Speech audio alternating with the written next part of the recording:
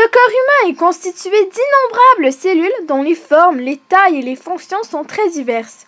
Dans un tissu sain, de nouvelles cellules sont créées au cours de ce qu'on appelle la mitose, un processus de division cellulaire.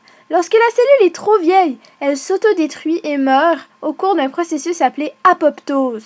Un équilibre fragile existe donc entre le nombre de cellules qui sont créées et le nombre de cellules qui meurent chaque jour.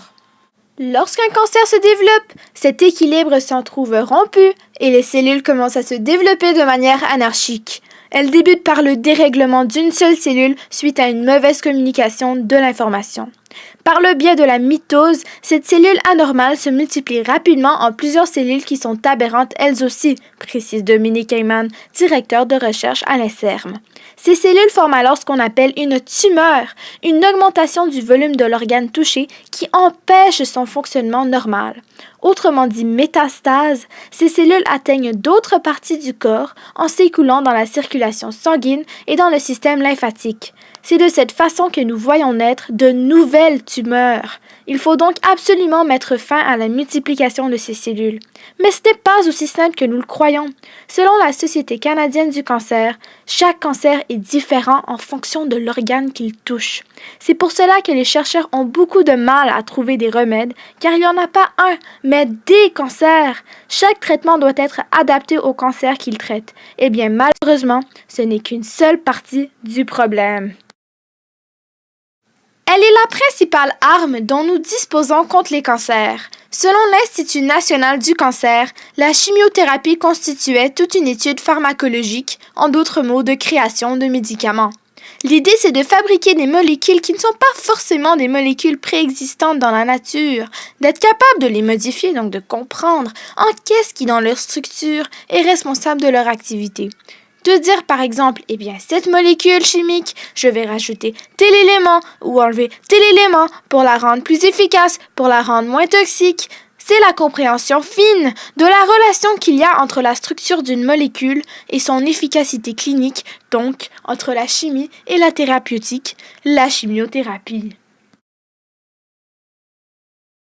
La chimiothérapie est cytotoxique. En fonction du stade du cancer, elle détruit ou empêche la prolifération et la propagation des cellules cancéreuses en interrompant ou en ralentissant le cycle cellulaire.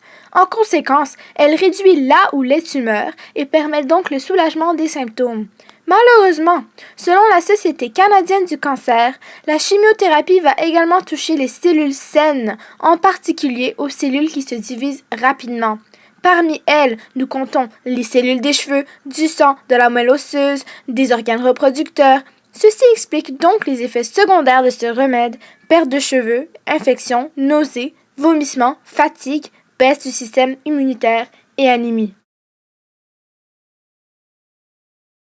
La chimiothérapie peut prendre diverses formes. Elle peut être administrée par voie orale, intraveineuse, topique, par injection musculaire, sous-cutanée, intrarachidienne et j'en passe. Dépendamment du type de cancer, de son stade, de l'âge de la personne et de son état global, le médecin décide de la forme qui sera administrée au patient, précise la Ligue contre le cancer. Il pourrait décider d'administrer une seule forme de chimiothérapie, tout comme il pourrait en administrer plusieurs. De plus, au cas où les cellules cancéreuses sont résistantes, nous pouvons associer la chimiothérapie à d'autres types de traitements anticancéreux comme la chirurgie ou la radiothérapie. Selon Radio-Canada, une étude de la Société canadienne du cancer démontre qu'au Canada, près de 45% de la population seront tôt ou tard atteints du cancer. Mais cette maladie représente un obstacle financier. En effet, 9 familles combattantes du cancer sur 10 affirment être confrontées à des problèmes financiers. Le coût moyen d'une série de traitements avoisine les 65 000 $ et toutes les provinces ne remboursent pas l'ensemble des frais. Les coûts annuels vont jusqu'à 100 000 $ par an. Selon un article du Journal de Montréal, la chimiothérapie est tellement coûteuse que plusieurs hôpitaux ne donnent pas accès à ces traitements, dont l'hôpital de Sept-Îles qui refuse de prendre en charge le coût de 80 000 $ pour le traitement d'un patient. André Beaulieu, porte-parole de la Société canadienne du cancer, affirme que des gens sont obligés d'hypothéquer leur maison ou d'emprunter de l'argent pour leur traitement de chimiothérapie.